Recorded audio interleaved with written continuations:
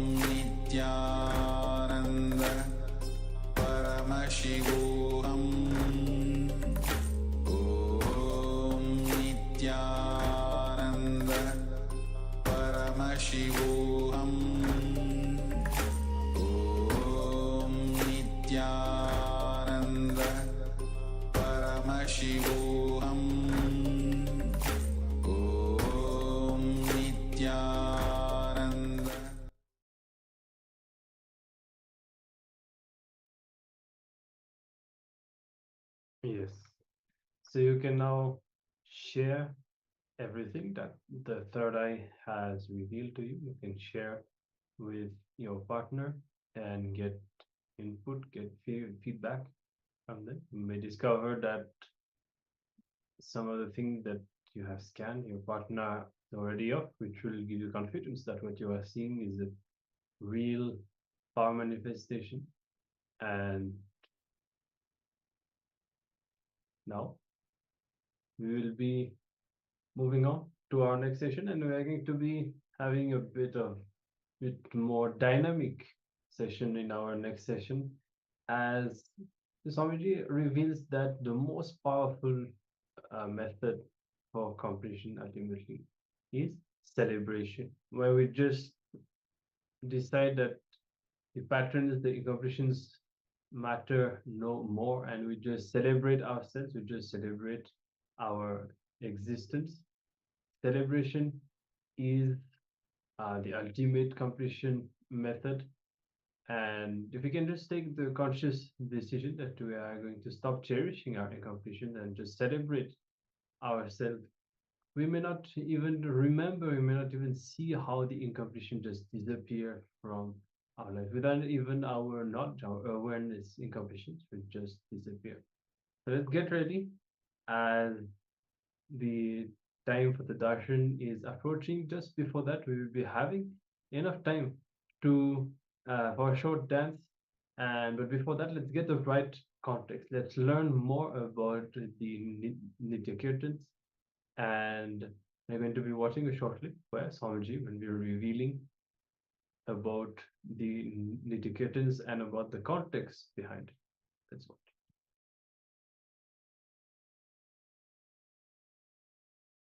Understand? All sattvic bliss is your right, is your birthright, and you guys are Shaivites. Shaivite means joyful guys.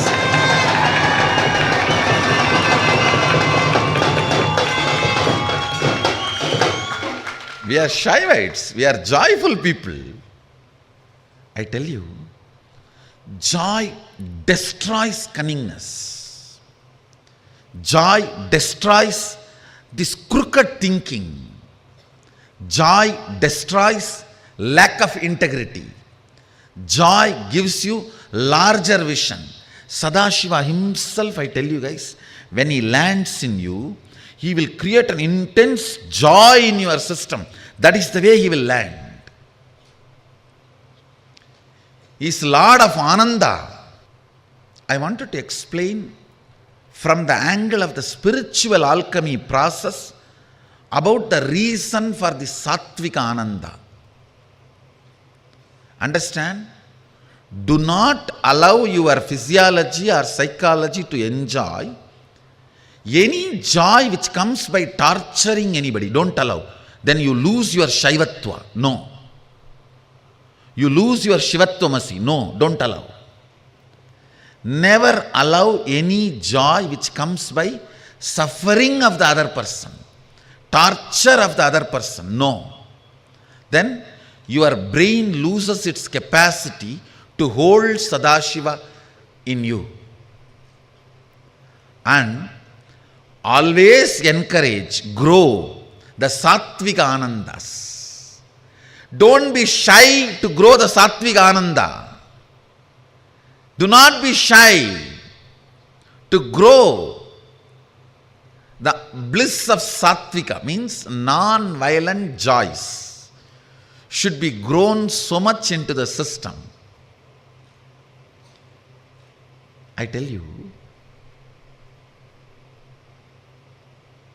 more and more dosage of non-violent bliss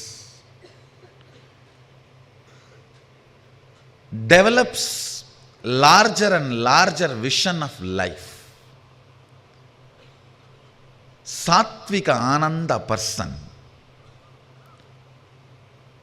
gets, I can't even describe the benefits, because the benefits happening in the physical level, in the muscle memory level, physiological level, psychological level, when the pitta in your brain, that layer of pitta reduces, only then your system develops a power called eating its own dead cells and cleaning up, which is the energy of Rudra.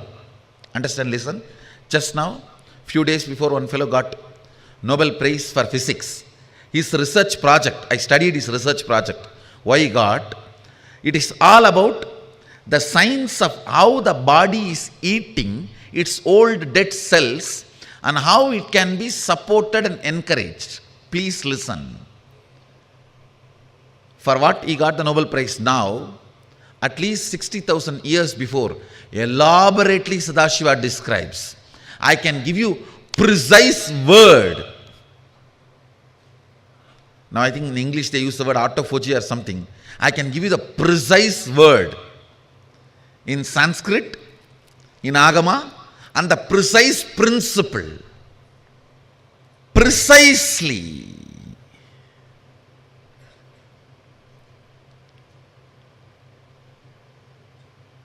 The Sattvika Ananda, what it does, listen, it will clean up the pitta layer in the brain, means the layer which makes you powerless, tired, and withdraw from the life for no reason. So actually, when the pitta layer attacks you, suddenly you will feel like frustrated and don't want to get involved with anything. If you come face to face with your mother-in-law or boss, or the people whom you don't want to see what happens to you at that moment, imagine that's the same thing, the pitta layer spreading.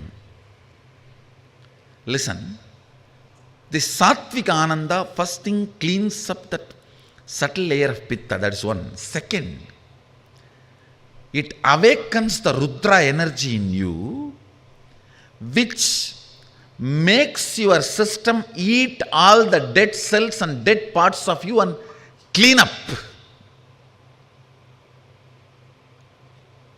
Just clean up.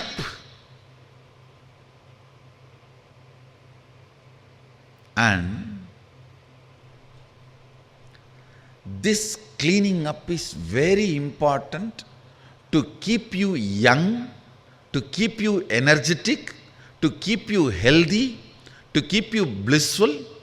As long as this Rudra energy is alive in you, you will not die, you will be immortal.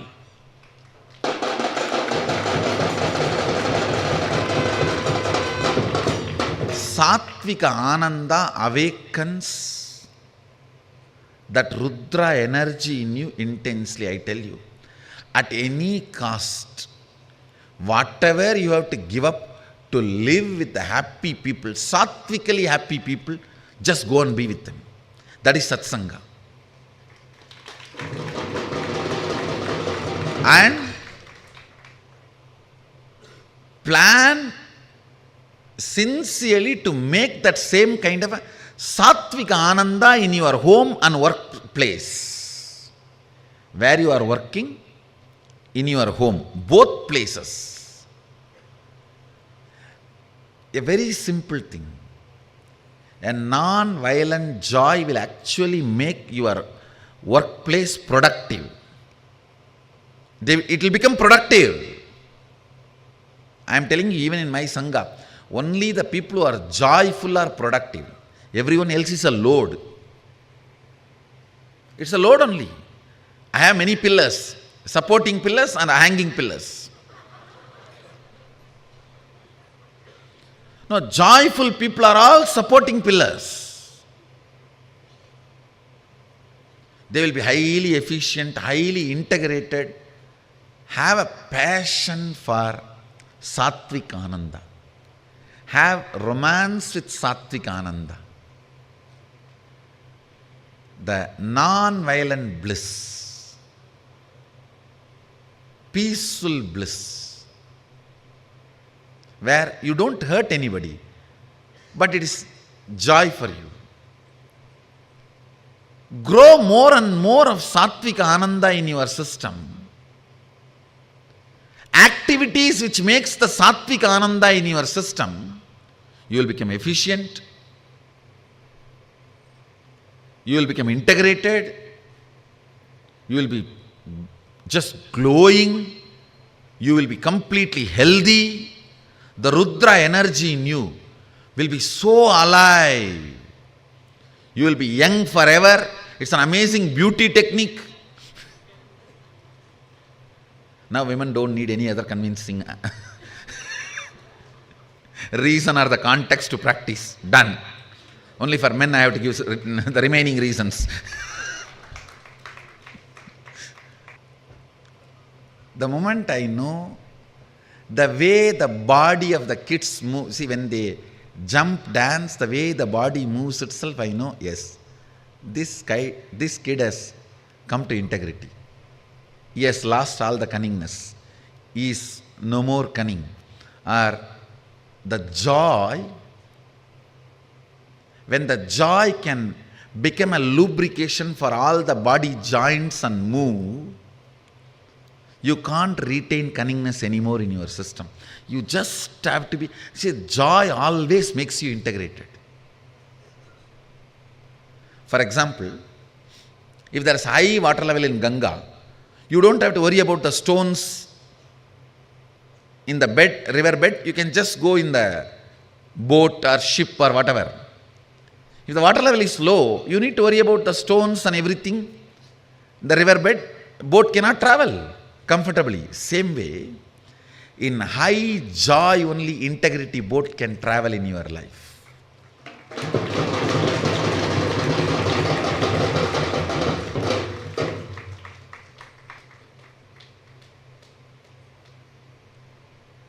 Immediately the moment he said, I just saw who are those kids? Yes. And I know because I am seeing them here, morning and night. And I know what is the space they will go and sleep if they jump and breathe my breathing space for such long time. I tell you,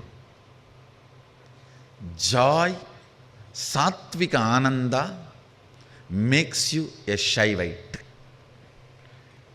So much of sattvika ananda, biomemory will get into your system. It will help you in every process so powerfully. See, especially when you jump and all, the bliss is inhaled by every pore of your body. Every pore of your body, the bliss is inhaled. It becomes part of your muscle memory and biomemory. Of course, doing puja is surely sattvika ananda, but you don't use the whole body to do puja. But with these kirtans, it's like a whole body is used. The way your body flows with that, I can tell you, the level of integrity you have and the efficiency or the vision about life. All the sad people are cunning fellows. Never believe sad people. Never believe sad people. Never believe their words. Never have them as your business partner or life partner. They can suck your life and destroy your life. If you can make them sattvically blissful, do it. If not, at least save yourself. Get rid of them. I am telling you. Because sad people can talk about integrity but never be integrated. They will only be cunningly strategizing.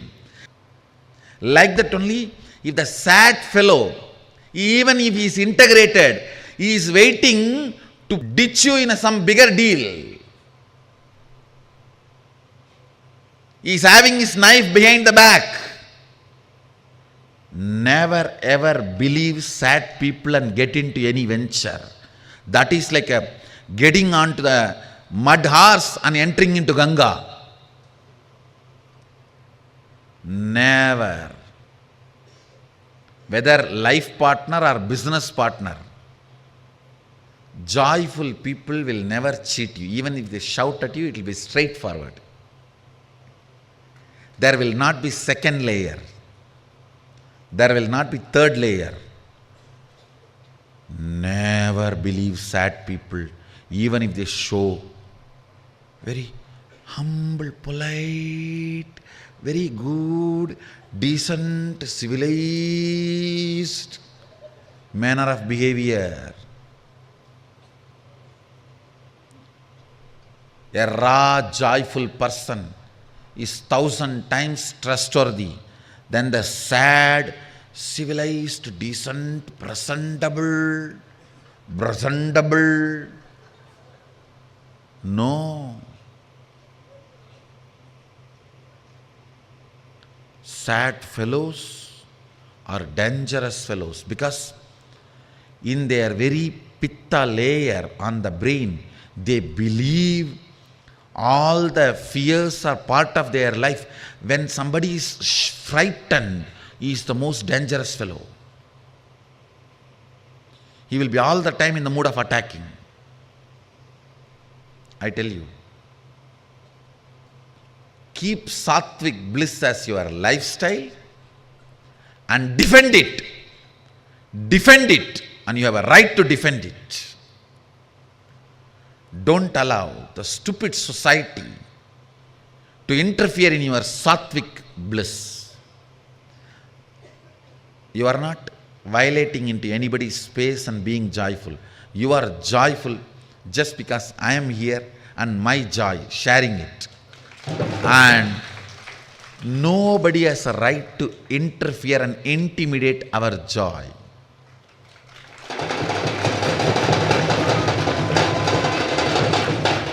If they intimidate, they give us the right to retaliate.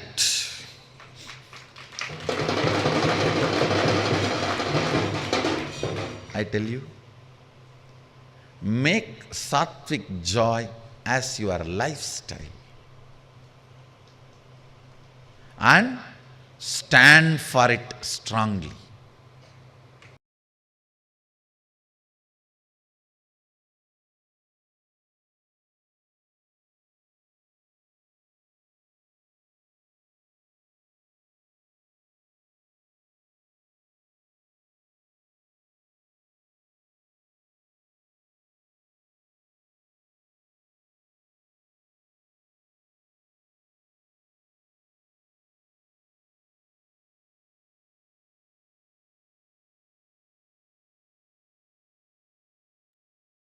Yes.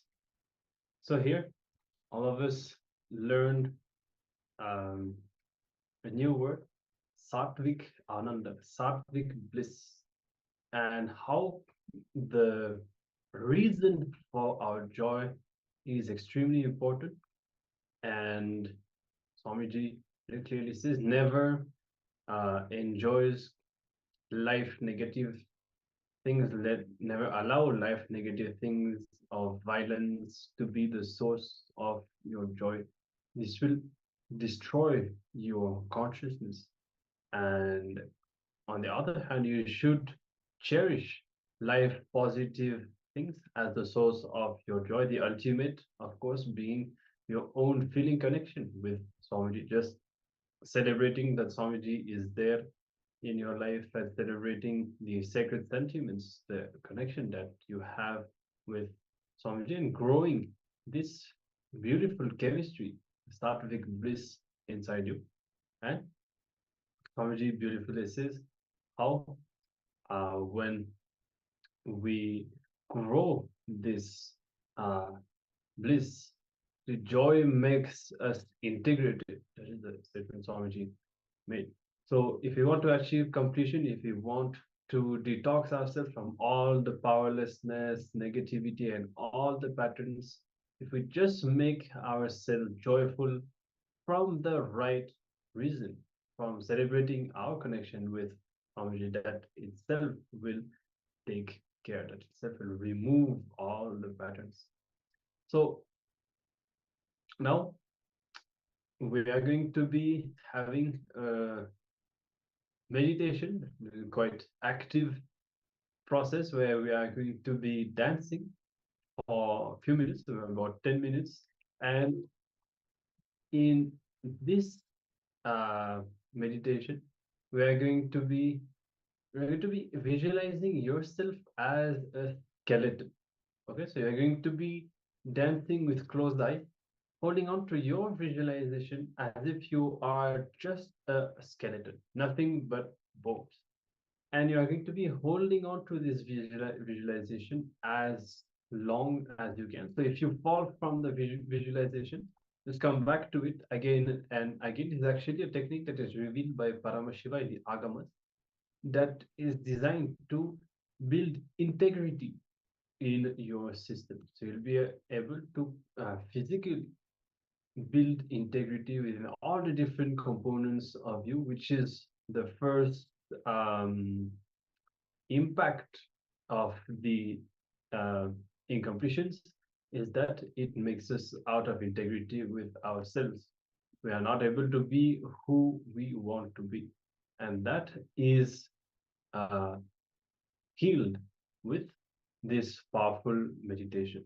So we now request all of you to stand up, and you can start warming up and get ready for this few minutes of dancing, the skeleton dance, and let's begin.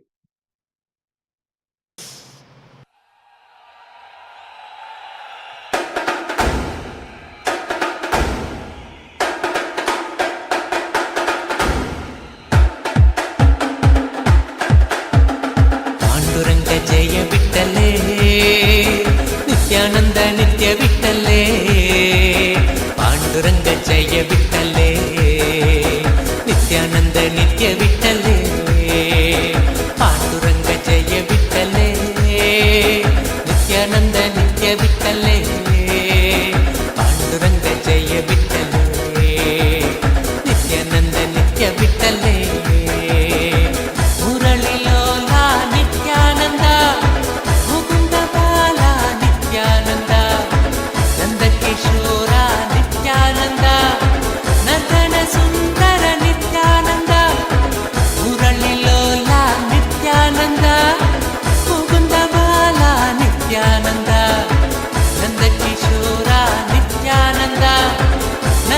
सुंदर नित्यानंद